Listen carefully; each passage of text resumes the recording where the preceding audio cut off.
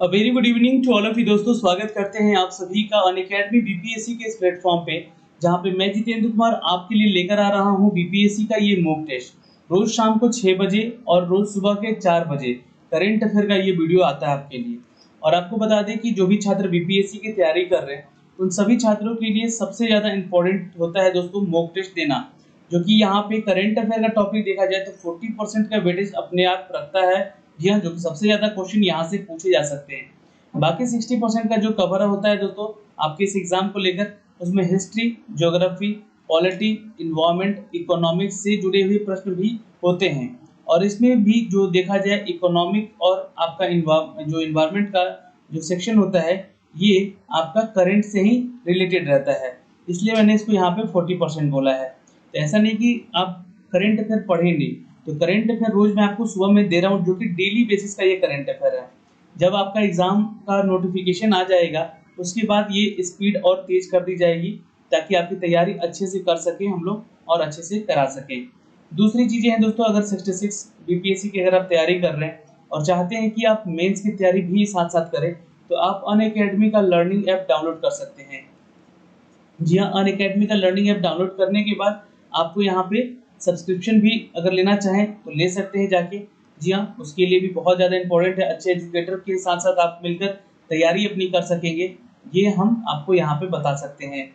तो दोस्तों चैनल पे यहाँ पे नए हैं तो चैनल को सब्सक्राइब कीजिए बेल आइकन दबा के, ताकि अनअकैडमी बीपीएससी के साथ हम आपके साथ जुड़े रहें और ऐसे ही अपडेट आपको देते रहें। चलिए शुरू करते हैं आज का ये सेट, जो कि सेट नंबर है 39। ओके, तो आज का पहला क्वेश्चन देखते हैं दोस्तों आपके लिए। दोस्तों 54 ग्राम जल में उपस्थित अणुओं की संख्या कितनी है? तो ध्यान रखिएगा, 54 ग्राम जल में अणुओं की संख्या दोस्तों होगी जी हाँ 18.066 इंटू 10⁻23, यानी कि ऑप्शन नंबर यहाँ पे बी आपका सही होगा। नोट कर सकते हैं दोस्तों, आंसर बी हो जाएगा। चलिए क्वेश्चन नंबर 2 पे चलते हैं। किसी भी तत्व के पिंड की संख्या अगर 24 है और न्यूट्रॉनों की संख्या यहाँ पे 12 है, तो उसमें इलेक्ट्रॉनों की संख्या क्या होगी? बिल्कुल, न्यूट्रॉन की और इलेक्ट्रॉन की संख्या बराबर होगी। आंसर यहाँ पे सी कर लेंगे, इट्स 12 होगी। जी हाँ, और देखिए साइंस का भी वेटेज रहता है अच्छा खासा एग्जाम में, तो साइंस की कम से कम मैं आपको जो टॉपिक बताऊंगा उसको आप जरूर पढ़िएगा। जैसे कि एक आवर्त सारणी से ज़्यादा क्वेश्चन रहेंगे। आवर्त सारणी आपको पढ़ना पड़ेगा कंप्लीट, उसको याद रखना पड़ेगा। हर एलिमेंट का जो भी आपका द्रव्यमान होता है वो ध्यान रखना होगा। इलेक्ट्रॉन न्यूट्रॉन की संख्या ध्यान रखनी होगी। इलेक्ट्रॉनिक्स विन्यास कैसे निकालते ये पता होना चाहिए। तो ये सब टॉपिक जो कि हर बार हर साल एग्जाम में पूछे गए हैं, तो उसी पैटर्न को फॉलो करना है, क्योंकि क्वेश्चन अलग आएंगे लेकिन पैटर्न आपका सेम रहेगा, जो कि मैं आपको शेयर करता रहूँगा। चलिए क्वेश्चन नंबर 3 पे चलते हैं दोस्तों। वे सूक्ष्म जीव जो कि सड़े गले पदार्थों को सरल पदार्थों में बदल देते हैं वो क्या कहलाते हैं? तो याद रखिएगा दोस्तों, वो अपघटक कहलाते हैं। ठीक है, जी हाँ, आंसर डी हो जाएगा। यहाँ पे आंसर क्या करेंगे, वो अपघटक कहलाते हैं। लेकिन अगर बात हुई है यहाँ पे सूक्ष्म जीवों की, है ना, तो वैसे सूक्ष्म जीव जो कि कुछ बैक्टीरिया होते हैं दोस्तों, है ना, बैक्टीरिया होते हैं जो कि अच्छे भी होते हैं और बुरे भी होते हैं। तो जो अच्छे होते हैं, जैसे कि बैक्टीरिया जो होते हैं जिसके चलते जो दूध है वो दही बनता है, तो एक बैक्टीरिया के चलते ही बनता है। तो ये सड़ा गला पदार्थ है नहीं, तो वो भी आप ध्यान रखेंगे। ठीक है, चलिए, तो यहाँ पे सड़े गले पदार्थों को सरल पदार्थों में बदल देता है अपघटक। ठीक है, नेक्स्ट क्वेश्चन पे चलते हैं दोस्तों। साबुन का अणु दर्शाइए। तो यहाँ पे बोल रहा है, क्वेश्चन है निम्नलिखित में से कौन साबुन का अणु को दर्शाता है? जल्दी से आंसर करेंगे दोस्तों यहाँ पे। और चूंकि साबुन का रासायनिक सूत्र भी कह सकते हैं इसको। ठीक है, तो याद रखिएगा दोस्तों, साबुन का रासायनिक जो नाम है वो है उच्च अणुभार वाले कार्बनिक वसीय अम्ल, जो कि सोडियम या पोटेशियम के लवण होते हैं, जिसे हम लोग मृद साबुन भी कहते हैं। तो खैर उसका फॉर्मूला बहुत लंबा होता है, C17H35COONA, ये इसका सूत्र होता है दोस्तों, याद रखेंगे। तो आंसर यहाँ पे ए कर लीजिएगा। जी हाँ, जो कि अणु को दर्शा रहा है, ये इसके अणु है COONA। ठीक है, नेक्स्ट दोस्तों क्वेश्चन नंबर 5 पे चलते हैं। विषाणुओं का अनुवांशिक पदार्थ क्या है? नीचे कमेंट बॉक्स में हर क्वेश्चन का आंसर करना आपको। जी हाँ दोस्तों, बताइए विषाणुओं का अनुवांशिक पदार्थ क्या है? बिल्कुल, देखिए विषाणु यानी कि हम वायरस को कहते हैं, ठीक है, याद रखेंगे।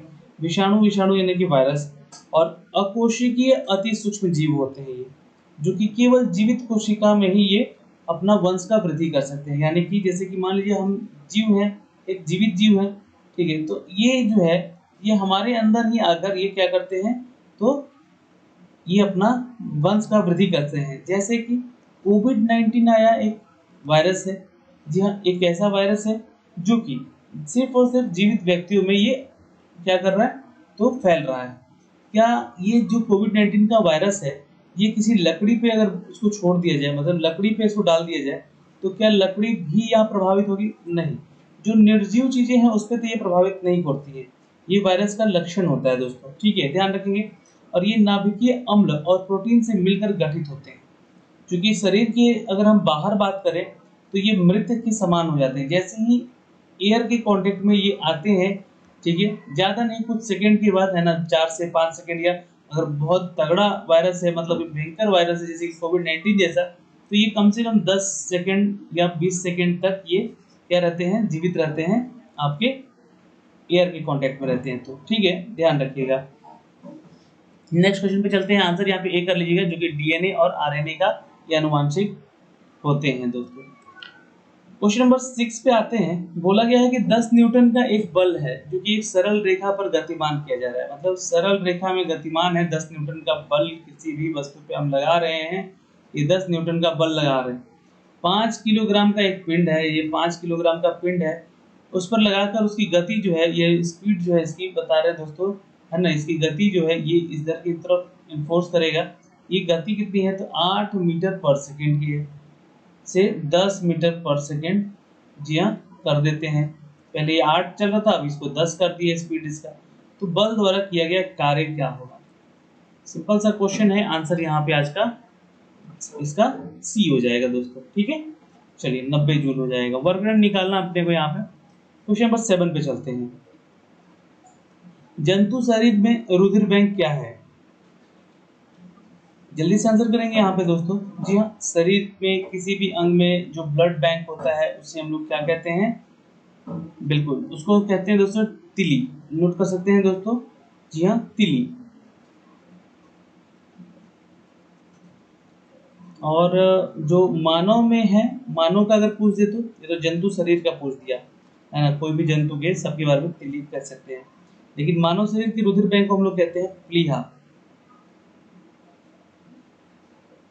इसको स्प्लीन कहते हैं, है ना, इंग्लिश में, और हिंदी में क्या कहते हैं? प्लीहा।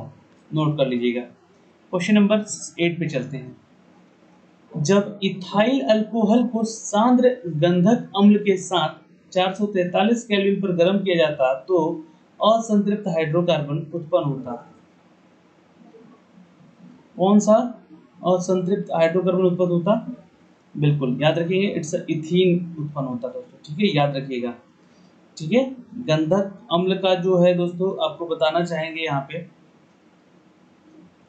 ये जो गंधक अम्ल की बात हुई है ना, इसका जो सूत्र होता है वो आप याद रखेंगे। ये बॉन्ड कैसे बनाता है, वो कुछ इस तरह का बॉन्ड आपका बनाएगा, ये आप याद रखेंगे, क्योंकि ये स्ट्रक्चर भी पूछा गया है एग्जाम में, है ना। तो यहाँ से ठीक है, ये आपका जो है गंधक अम्ल का एक बॉन्ड बनाएगा जिसको, ठीक है, जो कि सल्फ्यूरिक अम्ल कहते हैं इसको, गंधक अम्ल को, ठीक है। और इससे बनता है दोस्तों ऑयल ऑफ वर्चुअल, ठीक है, विट्रोल बनता है इससे।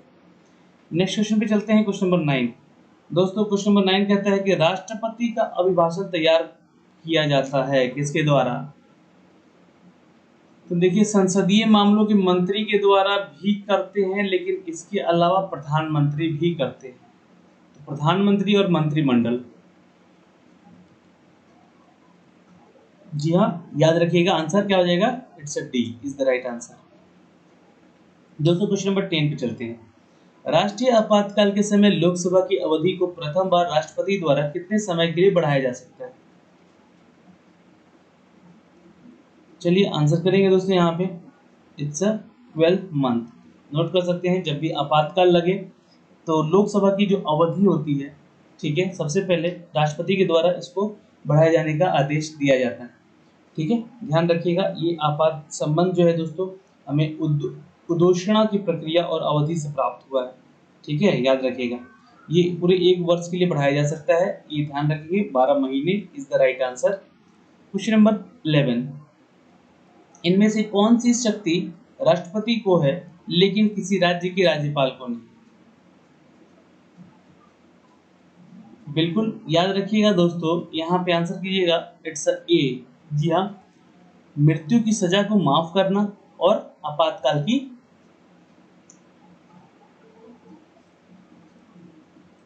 ठीक है, ये ध्यान रखिएगा दोस्तों, दोनों ही ये शक्ति जो है राष्ट्रपति को ये मिली हुई है। क्योंकि राज्यपाल को यहाँ पे मृत्यु की दंड को माफी करने का जो क्षमा याचना का वो रहता है, वो हक नहीं है यहाँ पे राज्यपाल को। ठीक है, बाकी राज्यपाल को यह हक है आपातकाल की घोषणा करना राज्य में। ठीक है, किसी राज्य में। पंचायती राज की त्रिस्तरीय समिति का गठन किसके द्वारा किया गया था, मतलब कौन सी समिति के द्वारा किया गया था? तो देखिए, पंचायती राज त्रिस्तरीय की जो जो हम सिफारिश की बात करेंगे सबसे पहले, है ना, जो इसकी सिफारिश की गई, ये कब की गई? तो ध्यान रखिएगा, ये सिफारिश की गई थी दोस्तों 1956 में, यह बलवंत राय समिति के जरिए।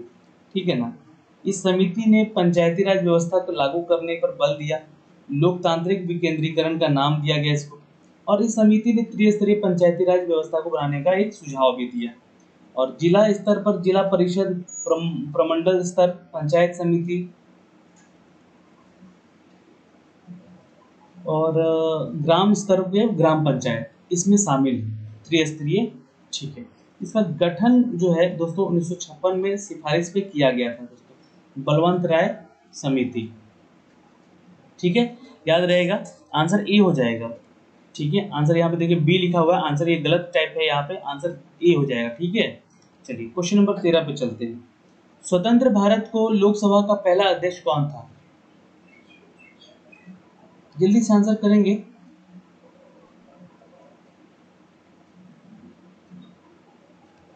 बिल्कुल, जीवी मालवंकर। नोट कर सकते हैं दोस्तों, it's a D is the right answer. चलिए नेक्स्ट क्वेश्चन पे चलते हैं। किस देश के संविधान से भारत राज्य के नीति निर्देशक तत्व का सिद्धांत लिया गया है? बिल्कुल याद रखिएगा दोस्तों, सबसे पहले हम बात करेंगे यहाँ पे आयरलैंड की। जी हाँ, आयरलैंड रिपब्लिक जो है वहाँ से संविधान लागू किया गया, और ये जो तत्व हैं, नीति निर्देशक तत्व, ये संविधान के विकास के साथ साथ विकसित हुए हैं, और इन तत्वों का कार्य का जो जन कल्याणकारी राज्य है उसकी स्थापना भी कर सकता है। भारतीय संविधान के अनुच्छेद 36 से 51, जी हाँ, आर्टिकल 36 से 51 में राज्य के नीति निर्देशक तत्वों के बारे में वर्णन भी किया गया है। तो ये कहाँ से लिया गया है? आयरलैंड से लिया गया है दोस्तों। ठीक है ना, क्वेश्चन नंबर 15, निम्नलिखित में से किसे भारतीय संविधान का आत्मा की तरह उल्लेखित किया गया है? भारतीय संविधान की आत्मा, तो बता दें आपको कि भारतीय संविधान की आत्मा दोस्तों ये वर्णन है अनुच्छेद 32 में। ठीक है, आर्टिकल 32 में इसका वर्णन है, और बोला गया है कि यहाँ पे जो भारतीय संविधान की आत्मा है उसमें भारतीय संविधान का हृदय भी कहा गया इसको, और खुद बाबा साहेब भीमराव अंबेडकर ने इस अनुच्छेद को भारतीय संविधान का इसको हृदय भी कहा था, आर्टिकल 32 में। ठीक है, जिसमें कि ये प्रस्तावना का, जी हाँ, बताया गया संविधान का आत्मा जिसको प्रस्तावना, संविधान की प्रस्तावना को भी कहा गया है। ठीक है, ध्यान रखिएगा दोस्तों। चलिए क्वेश्चन नंबर दोस्तों देखेंगे 16, निम्नलिखित में से भारतीय संविधान के ऊपर सबसे अधिक प्रभाव किसका पड़ा है?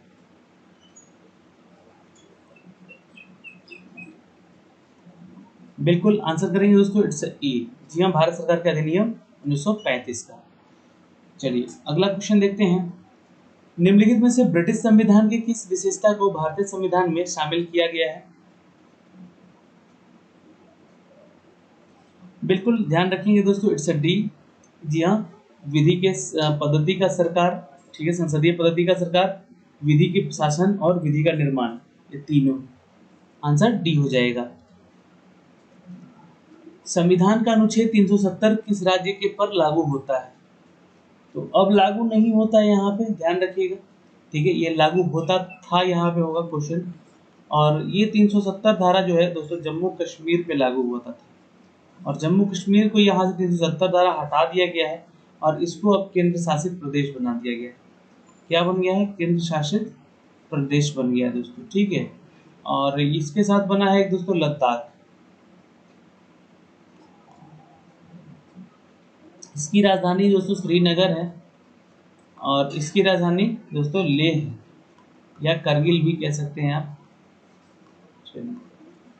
आंसर डी कर लेंगे। क्वेश्चन नंबर 19, भारतीय शासन व्यवस्था में प्रतिनिधि को लोकप्रिय घटक के समाविष्ट करने का प्रथम प्रयास किसके द्वारा किया गया?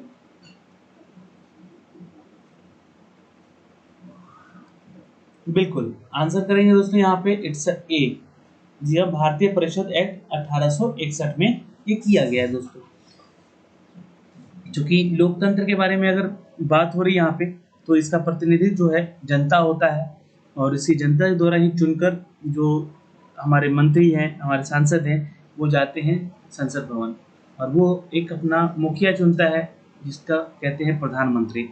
तो भारतीय परिषद एक्ट 1861 को ये लोकप्रिय घटक के रूप में समाविष्ट किया गया है। क्वेश्चन नंबर 20, संविधान का अनुच्छेद 125 किससे संबंधित है? चलिए आंसर करेंगे दोस्तों। देखिए, अगर हम बात करें दोस्तों भारत के उच्चतम न्यायालय का, है ना, सुप्रीम कोर्ट की बात करें, तो 1950 में इसको तैयार किया गया। इसके बाद इसके द्वारा 24,000 से अधिक निर्णय लिए जा चुके हैं, और न्यायाधीशों का वेतन और भत्ता, है ना, और भारतीय संविधान के अनुच्छेद 125 में वर्णन है। तो वेतन और भत्ता, सर्वोच्च न्यायालय के न्यायाधीशों का वेतन और भत्ता इसमें वर्णित किया गया। आंसर बी कर लीजिएगा दोस्तों। ठीक है, संविधान का कौन सा अनुच्छेद पूंजी बिलों से संबंधित है? बिल्कुल याद रखेंगे दोस्तों, ये भाग 22 में है संविधान का अनुच्छेद 110, जिसमें कि ये उनके पूंजी के बिलों से संबंधित रहता है। चलिए, संविधान का वह कौन सा संशोधन है जिसमें के द्वारा 4 क्षेत्रीय भाषाओं को बोडो, डोगरी, मैथिली और संथाली को संविधान में जोड़ा गया?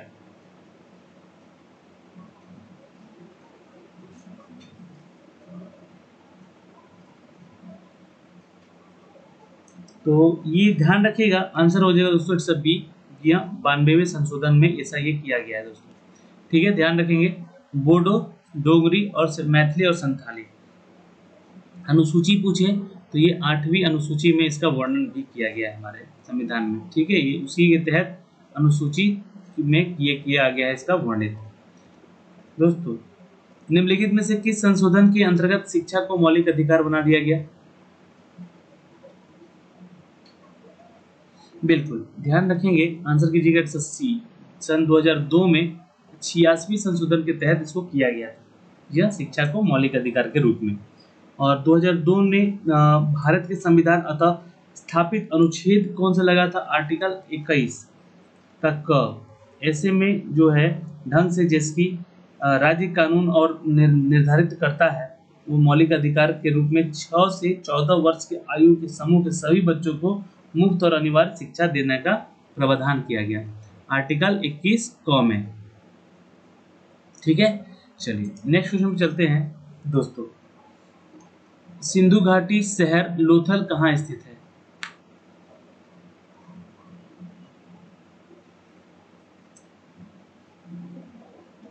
आंसर कीजिएगा, it's a, Gujarat is the right answer. Note कर सकते हैं दोस्तों, आंसर ए होगा, Gujarat is the right answer. और आपको बता दें कि ये लोथल जो है दोस्तों एक जिला है गुजरात का, अहमदाबाद के पास पड़ता है। ठीक है, हड़प्पा सभ्यता भी यहाँ से जुड़ी हुई है। क्वेश्चन नंबर 25, ऋग्वेद काल में आर्यों का मुख्य व्यवसाय क्या था? जल्दी से आंसर करेंगे यहाँ पे दोस्तों, ऋग्वेद काल में आर्यों का मुख्य व्यवसाय क्या था? तो देखिए, ऋग्वेद काल की शुरुआत की बात की जाए, शुरुआत की, है ना, सबसे पहले तो पशुपालन था। लेकिन ऋग्वेद काल के जो अंतिम कुछ क्षण बचे थे, उस क्षणों में आर्यों का जो मुख्य व्यवसाय था वो कृषि में बदल चुका था। ठीक है, ये पशुओं से कृषि भी करवाते थे, खेतों को जुतवाते थे। ठीक है, तो ये कृषि हो चुका था पशुपालन के बाद, लेकिन अधिकतम महत्व जो है वो पशुपालन को ही ये इन्होंने दिया था। क्वेश्चन नंबर 26, पाणिनि किस विषय के प्रसिद्ध विद्वान थे? तो जी हाँ, उनका याद रखिएगा, वो एक भाषा और व्याकरण से जुड़े हुए, जी हाँ, प्रसिद्ध विद्वान हुआ करते थे। याद रखिएगा पाणिनि। क्वेश्चन नंबर 27, कनिष्क ने पाटलिपुत्र के किस बौद्ध विद्वान को अपने दरबार में प्रसव दिया था? जल्दी से आंसर करेंगे यहाँ पे दोस्तों। बिल्कुल याद रखिएगा, इट्स अ डी, अश्वघोष। नोट कर लीजिएगा, D is the right answer. आइए क्वेश्चन नंबर 28 पे चलते हैं दोस्तों। चंद्रगुप्त विक्रमादित्य किस वंश से संबंधित थे? चंद्रगुप्त विक्रमादित्य किस वंश से संबंधित थे? तो अगर हम बात करें चंद्रगुप्त विक्रमादित्य के नाम से जाने गए, जी हाँ, विक्रमादित्य, जी हाँ, और गुप्त वंश के ये एक महान शक्तिशाली सम्राट हुए थे। आंसर क्या करेंगे? ए। और दोस्तों इनके बारे में बताते हैं कि 380 से लेकर 412 ईस्वी तक, ठीक है, ये इन्होंने अपना गुप्त राजवंश जो है ये चलाया था इन्होंने। और इनका जो अपना शिखर था, इनके नाम इनके समय काल में ही सबसे ज्यादा टॉप पे था। चलिए क्वेश्चन नंबर 29, मराठी योद्धा शिवाजी के पिताजी का नाम क्या था? तो ये मराठी योद्धा थे शिवाजी, छत्रपति शिवाजी कह सकते हैं इनको। तो इनका नाम था दोस्तों ए शाहजी भोसले, जो कि एक कुर्मी परिवार से आते थे महाराष्ट्र में। ठीक है, और इनकी माता का नाम था जीजाबाई। लिख लीजिएगा, बहुत ही इंपॉर्टेंट है ये क्वेश्चन। आंसर ये कर लेंगे, सल्तनत कालीन सुल्तान को किसने इक्तदारी प्रथा चलाई थी? चलिए आंसर करेंगे दोस्तों। इस प्रथा में इल्तुतमिश ने शुरू किया था इसको, और इसके अंतर्गत जो सैनिक थे, राज्य अधिकारी थे, उनके वेतन बदले में जो भूमि दी जाती थी इनको, उसको हम लोग कहते थे इक्ता, जी हाँ, इक्तादारी। ठीक है, याद रखेंगे। आंसर क्या करेंगे? It's C, Iltutmish. Next question पे चलते हैं। वह गवर्नर जनरल कौन था जिसे भारतीय शासन में पवार के साथ सहायक मंत्री की नीति का निरूपण किया गया था? बिल्कुल दोस्तों, याद रखिएगा, इट्स अ सी, जी हाँ, लॉर्ड वेल्सली। नोट कर लीजिएगा दोस्तों यहाँ पे, जी हाँ, 1857 में भारत ब्रिटिश शासन के अधीन आ चुका था, और वायसराय जो थे यहाँ पे, जनरल ऑफ इंडिया जिसे हम लोग कहते हैं, ठीक है, लॉर्ड वेल्सली। क्वेश्चन नंबर दोस्तों 32, निम्न में से कौन क्रांतिकारी बाद में एक योगी और दार्शनिक बन गया? तो क्रांतिकारी बाद में बना, लेकिन ये योगी और दार्शनिक स्थान जो है दार्शनिक बन गया था। बिल्कुल, अरविंद घोष। नोट कर सकते हैं दोस्तों, B is the right answer. Note कर लीजिएगा, जी हाँ, और ये एक योगी और दार्शनिक बन गए थे। इनका नाम था महर्षि अरविंद घोष कह सकते हैं इनको। अपने जीवन की जो प्रारंभिक काल था इनका, जो स्वतंत्रता आंदोलन से जुड़े हुए थे, यहाँ तक कि जेल की यात्रा भी की इन्होंने। बाद में योग, दर्शन और अध्यात्म जो है इनके ऊपर हावी चल गया, और पौंडीचेरी, यह पौंडीचेरी के आश्रम में ये निवासरत रह गए, यानी कि वहां पे इनकी मृत्यु भी हुई। चलिए क्वेश्चन नंबर 33, मुगल प्रांत बनने के उपरांत बिहार का गवर्नर कौन था? बिल्कुल याद रखेंगे दोस्तों, it's a B, Mirza Aziz कुतुबतास। नोट कर सकते हैं दोस्तों, आंसर बी हो जाएगा। गांधी जी ने असहयोग आंदोलन वापस क्यों लिया? गांधी ने असहयोग आंदोलन वापस क्यों लिया? तो बिल्कुल याद रखेंगे दोस्तों, यहाँ पे इट्स ये चौरी चौरा घटना के बाद इन्होंने वापस ले लिया था। और चूंकि यहाँ पे जो है इतिहास क्या कहता है हमारा, उस पर हम जाते हैं और अन्य जो प्रमुख घटनाएं हैं उनको याद करते हैं।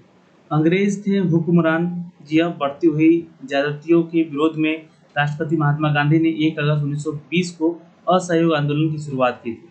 और हिंसा की घटना के बाद, यानी कि जो चौरी चौरा घटना हुआ था उसके बाद, मतलब गांधी जी ने इस आंदोलन की तत्काल वापस भी ले लिया था। चौरी चौरा घटना। जातीय पुरस्कार दिया गया था?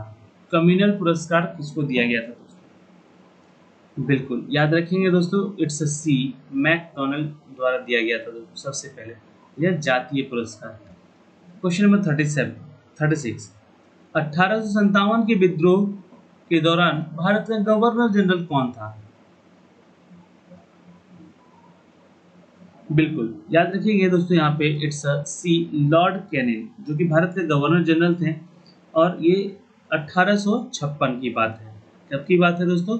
1856 में लॉर्ड कैनिंग जो थे, जी हाँ, 1856 में ही बन गए थे। और 1857 का विद्रोह जो है वो दौरान में गवर्नर जनरल लॉर्ड कैनिंग थे। दोस्तों वंदे मातरम सर्वप्रथम प्रकाशित किया गया था? बिल्कुल ध्यान रखिएगा, आंसर होगा डी, आनंद मठ में। नोट कर लीजिएगा दोस्तों।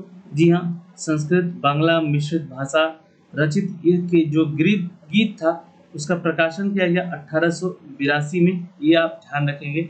जी हाँ, 1882 में किया गया था।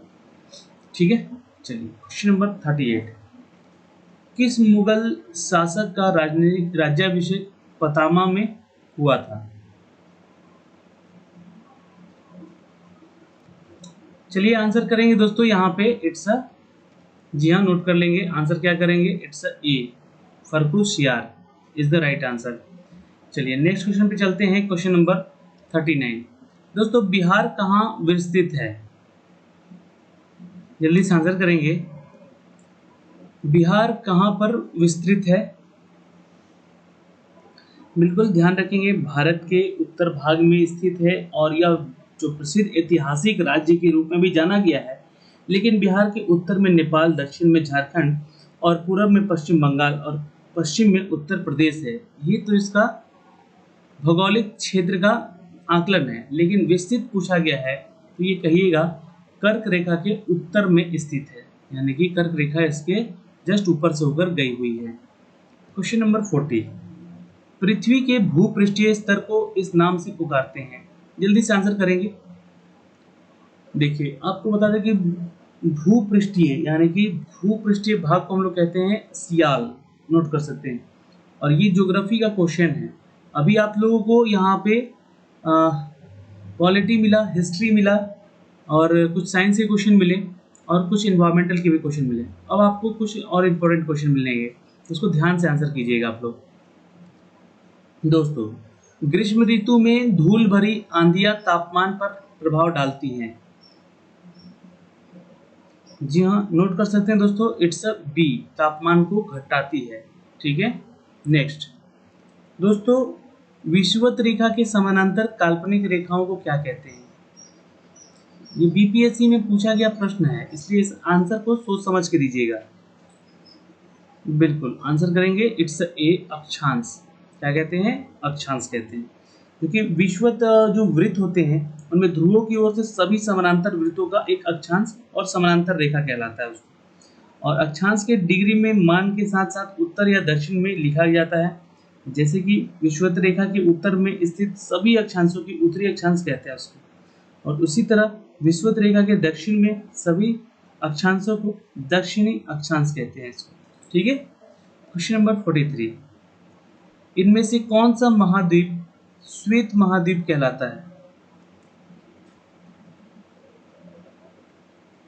बिल्कुल आंसर करेंगे, it's a B, Antarctica. Note कर सकते हैं, अंटार्कटिका यह श्वेत महाद्वीप के रूप में जाना जाता है दोस्तों। ठीक है, और जो है यहाँ पे भूमध्य रेखा, कर्क रेखा और मकर रेखा तीनों अफ्रीका महाद्वीप से होकर गुजरती है, तो अफ्रीका का नाम भी ध्यान रख लीजिएगा यहाँ पे।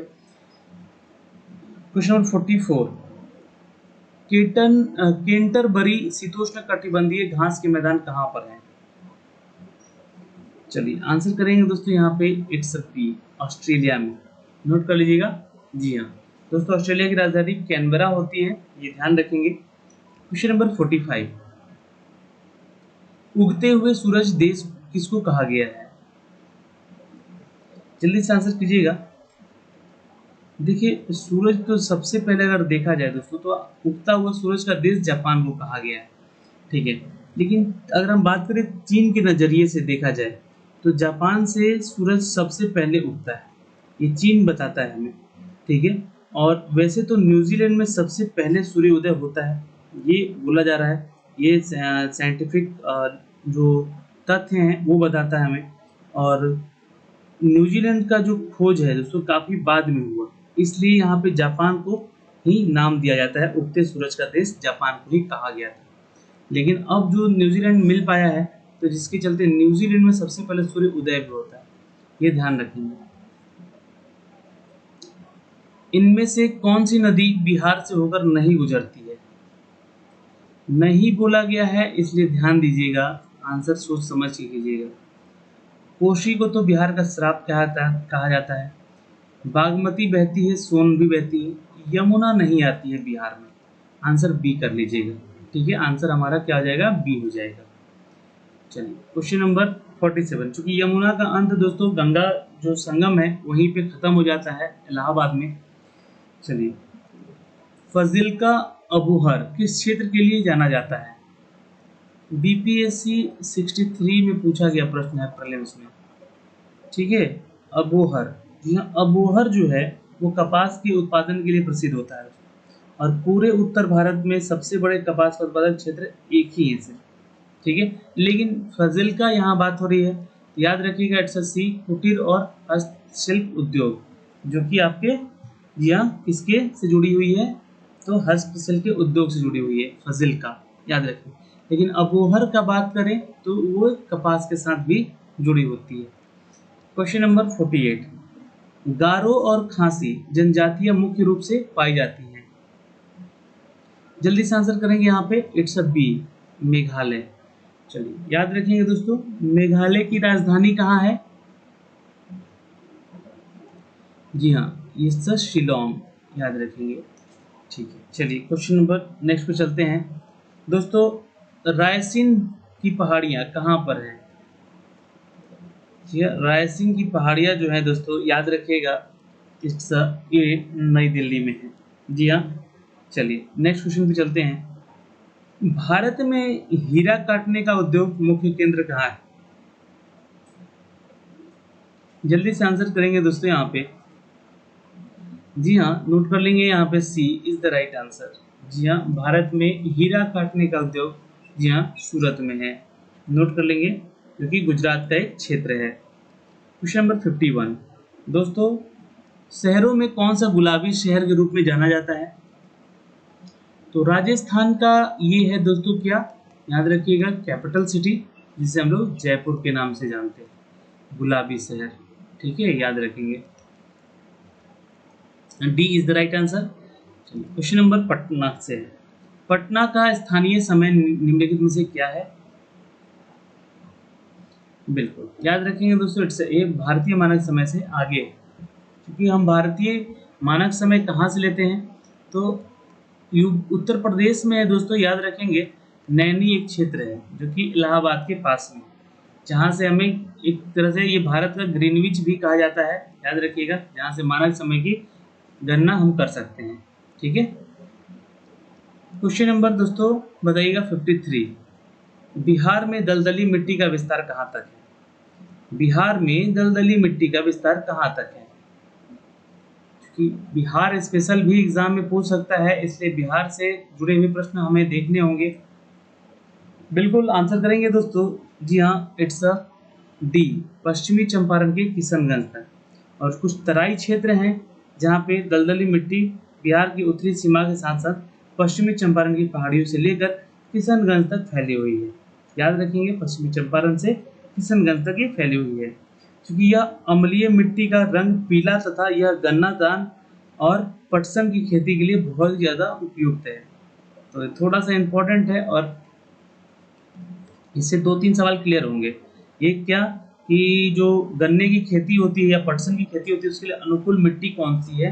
तो याद रखिएगा, यह अम्लीय दलदली मिट्टी, ठीक है, दलदली मिट्टी कह सकते हैं। चलिए क्वेश्चन नंबर दोस्तों 54। निम्नलिखित में से क्या भारत के अंतर्ग्रहीय मिशन से संबंधित है? बिल्कुल याद रखेंगे दोस्तों, इट्स सी, मंगलयान, ठीक है। मंगलयान जो है भारत के अंतरिक्ष ग्रह से संबंधित है। मंगलयान की यात्रा भारत के अंतरिक्ष यात्री जो है वो कर चुके हैं। क्वेश्चन नंबर दोस्तों देखेंगे 55। कंप्यूटर में वर्कबुक आमतौर पर इससे संबंधित होती है। तो वर्कबुक अगर हम बात करें जिसमें हम लोग काम करते हैं ज़्यादातर टाइम, ठीक है, उसको कहते हैं दोस्तों MS एक्सेल, जहाँ पे हम लोग कैलकुलेशन भी करते हैं, फार्मूलाज भी लगाते हैं, जहाँ पे हम लोग एक पूरा शीट बना के रख सकते हैं किसी भी डिपार्टमेंट का, किसी भी ऑफिस का, किसी भी स्कूल का, कॉलेज का, किसी भी चीज़ का। MS Excel, MS for the Microsoft, ठीक है, ये माइक्रोसॉफ्ट जो आप लोग यूज करते हैं, जैसे कि हम लोग PPT यूज कर रहे हैं जिसको आप लोग पढ़ रहे हैं, ठीक है, तो उसी तरह ये MS एक्सेल होता है दोस्तों। कोई व्यक्ति कंप्यूटर साक्षर कहलाता है यदि वह सक्षम हो तो। बिल्कुल याद रखेंगे दोस्तों, इट्स ए आवश्यक एप्लीकेशंस को चलाने आना चाहिए उनको, यह तब वो कंप्यूटर से साक्षर कहलाएंगे। जैसे कि MS ऑफिस कम से कम उनको आना चाहिए चलाने, या फिर जो MS विंडो है हमारा, या MS DOS कह लीजिए, इसकी जानकारी होनी चाहिए। वैसे DOS की जानकारी नहीं हो तो चलेगी, लेकिन MS DOS की जानकारी आपको होनी चाहिए। ये डिस्क ऑपरेटिंग सिस्टम होता है, या फिर कुछ ऐसे एप्लीकेशंस जिनके बारे में आपको पता होना चाहिए, कंप्यूटर में हार्डवेयर के बारे में नॉलेज होना चाहिए, तब जाके आप कंप्यूटर साक्षर कहलाएंगे। नेक्स्ट, अमजद अली खान एक भारतीय शास्त्रीय संगीतकार हैं जो बजाते हैं। चलिए आंसर करेंगे दोस्तों, इट्स अ डी, सरोद बजाते हैं, ये आंसर हमारा डी हो जाएगा, नोट कर लीजिएगा। और ये एक सरोद वादक हैं जिनको भारत सरकार के लोकवाद या रबाब को भारतीय संगीत के अनुकूल इनको बताया गया है। लोकवाद लिख लीजिएगा, है ना, ये बहुत इंपॉर्टेंट है, लोकवाद, ठीक है। और अमजद अली खान की जी हाँ सरोदवाद से ये संबंधित है। क्वेश्चन नंबर 58, कबड्डी किस राज्य का आधिकारिक खेल नहीं है। आंसर करेंगे, इट्स ए राजस्थान का, ये राज्य के खेल नहीं है वहाँ का कबड्डी, ठीक है। बाकी कबड्डी जो है चैंपियनशिप कराया जा रहा है 1980 से, ये आप ध्यान रखेंगे, क्वेश्चन पूछ सकता है एग्जाम में। सबसे पहले दिल्ली में करवाया गया था, और बिहार में भी ये कबड्डी के खेल को बहुत ही ज़्यादा तजब्बुत मिल चुका है, ठीक है, तो याद रखिएगा बिहार को भी। नेताजी सुभाष चंद्र बोस राष्ट्रीय क्रीड़ा संस्थान कहाँ पर स्थित है। बिल्कुल याद रखेंगे दोस्तों, इट्स बी, पटियाला पंजाब में, याद रखेंगे, पटियाला पंजाब में, ठीक है, याद रहेगा। नेताजी सुभाष चंद्र बोस, जी हाँ याद रहेगा दोस्तों, पटियाला जो कि एशिया में है, और एशिया क्या भारत में है, और खेलों का प्रमुख संस्थान यहाँ माना जाता है पूरे एशिया का। और यह दोस्तों मोती बाग पैलेस पटियाला पंजाब में कुल 268 एकड़ में ये फैला हुआ है, ठीक है, याद रखिएगा। क्वेश्चन नंबर 60, ICR का पूर्ण नाम क्या है। ICR का पूर्ण नाम क्या है, तो इसको कहते हैं दोस्तों, it's a A intelligence character recognisation. ये कंप्यूटर से जुड़ा हुआ सवाल है, जी हाँ, हम लोग कंप्यूटर में इसका यूज करते हैं, जी हाँ, प्रिंटर में, ठीक है। क्वेश्चन नंबर 61, विश्व गौरैया दिवस प्रतिवर्ष 20 मार्च को मनाया जाता है, तो उसका कारण क्या है। ये डेट तो याद रखिएगा, 20 मार्च, ठीक है। और विश्व गौरैया दिवस, गौरैया जो है दोस्तों एक पक्षी है, ठीक है, और ये बिहार की राजकीय पक्षी है। क्या है, बिहार राज्य जो है उसकी राजकीय पक्षी भी है। यहाँ से क्वेश्चन BPSC की थोड़ा सा इंपॉर्टेंट बनता है, तो ये 20 मार्च याद रखेंगे, और आंसर कीजिएगा, गौरैया के संरक्षण हेतु इसको जागरूकता बढ़ाने के लिए हम लोग यह दिवस विश्व भर में मनाते हैं। फाउंटेन ऑफ वेल्थ यहाँ स्थित है, फाउंटेन ऑफ वेल्थ नोट कर सकते हैं, it's a Singapore is the right answer, note कर लीजिएगा। दोस्तों सिंगापुर की राजधानी कहाँ पे है, जल्दी से आंसर करेंगे दोस्तों, जी हाँ, सिंगापुर की राजधानी कहाँ पे है। जी हाँ, सिंगापुर सिटी ही होती है इसकी राजधानी, ठीक है। क्वेश्चन नंबर 63, इनमें से क्या भारत में बाघों की आबादी के लिए खतरा नहीं है। बिल्कुल आंसर करेंगे, इट्स अ बी, वन्य जीवन गलियारों का संयोजन करना इसमें खतरा नहीं है। बल्कि इनके लिए अच्छी बात है, उनके बचाव के लिए भी अच्छी चीजें हैं। क्वेश्चन नंबर 64, हाल ही में समाचारों में चर्चित भारत और पाकिस्तान के सिंधु जल समझौता कब हस्ताक्षरित हुआ है? तो ये हाल ही में हुआ था दोस्तों, जी हाँ, सन 1960 में। ठीक है, आज से 70 साल पहले ये लगभग, जी हाँ, 1960 में भारतीय और पाकिस्तानियों के बीच में ये सिंधु जल समझौता हुआ था। दोस्तों question number 65, lady with the lamp के नाम से किसे जाना जाता है? लेडी विद अ लैम्प, जी हाँ, याद रखेंगे, it's a D, Florence Nightingale. Note कर सकते हैं, डी जिनका उत्तर आ रहा है करेक्ट कर लेंगे। क्वेश्चन नंबर 60, दोस्तों RAW रॉ का पूर्ण नाम क्या है? रॉ जो है एक भारत की एजेंसी है दोस्तों, जी हाँ, खुफिया एजेंसी है। चलिए इसका फुल फॉर्म याद रखिएगा, रिसर्च एंड एनालिसिस विंग। क्या है नाम इसका? Research and analysis wing. ठीक है, याद रखिएगा। क्वेश्चन नंबर नेक्स्ट, 1923 में 3 स्थित ट्रैफिक सिग्नल को किसने पेटेंट कराया है?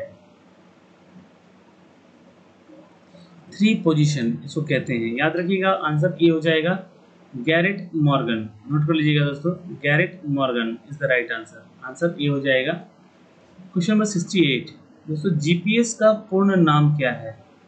जीपीएस आप लोग अपने मोबाइल में यूज करते होंगे या अपने किसी भी गाड़ी वगैरह में इसको लगाए होंगे, है ना? तो याद रखिएगा, आंसर होगा it's a B, global positioning system इसको कहते हैं। क्या कहते हैं दोस्तों?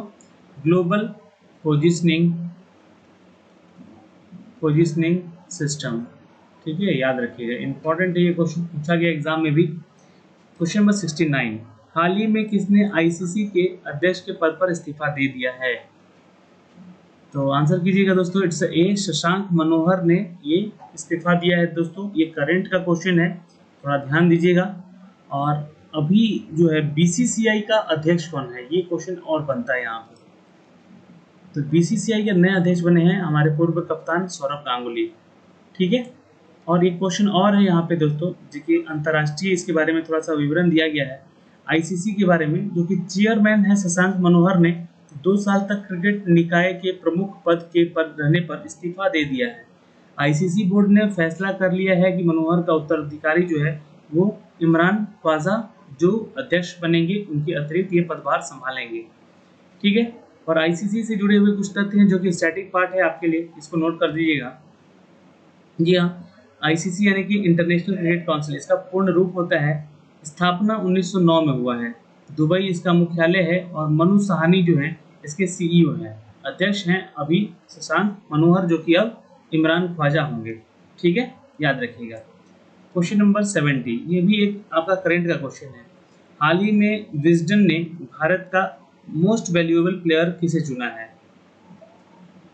बिल्कुल याद रखेंगे दोस्तों, इट्स जी हाँ, ए, रविंद्र जडेजा। नोट कर सकते हैं, भारतीय ऑलराउंडर है रविंद्र जडेजा, जिसको विजडन द्वारा भारत की 21वीं सदी का मोस्ट वैल्यूएबल प्लेयर नियुक्त किया गया। दोस्तों जडेजा ने अब तक 49 मैच, टेस्ट मैच और 165 वनडे खेला है, और 49 T20 मैच भी खेल लिए हैं। तो एक बहुत बड़ा कीर्तिमान है ऐसे गेमर का। और स्थापना देखिए, बीसीसीआई से जुड़ा हुआ सवाल है, भारतीय की बात हो रही है। तो स्थापना हुआ है 1928 में बीसीसीआई का, सौरभ गांगुली यहाँ के अध्यक्ष हैं, और मुख्यालय मुंबई है इसका। ठीक है दोस्तों, तो ये स्टैटिक पार्ट आप जरूर ध्यान रखेंगे और याद रखेंगे। तो आशा करते हैं कि इन 70 क्वेश्चन में आप लोगों ने, जी हाँ दोस्तों, करीब 40 या 45 जरूर क्रॉस किया होगा, क्योंकि आज का पेपर थोड़ा सा टफ था। लेकिन कितना स्कोर किया आपने हमें कमेंट बॉक्स में कमेंट करके जरूर बताएंगे। आज के लिए इतना ही, मिलते हैं आपसे अगली वीडियो में सुबह के 4 बजे करेंट अफेयर में। बाय बाय, टेक केयर, ध्यान रखिएगा अपना और अपने परिवार का।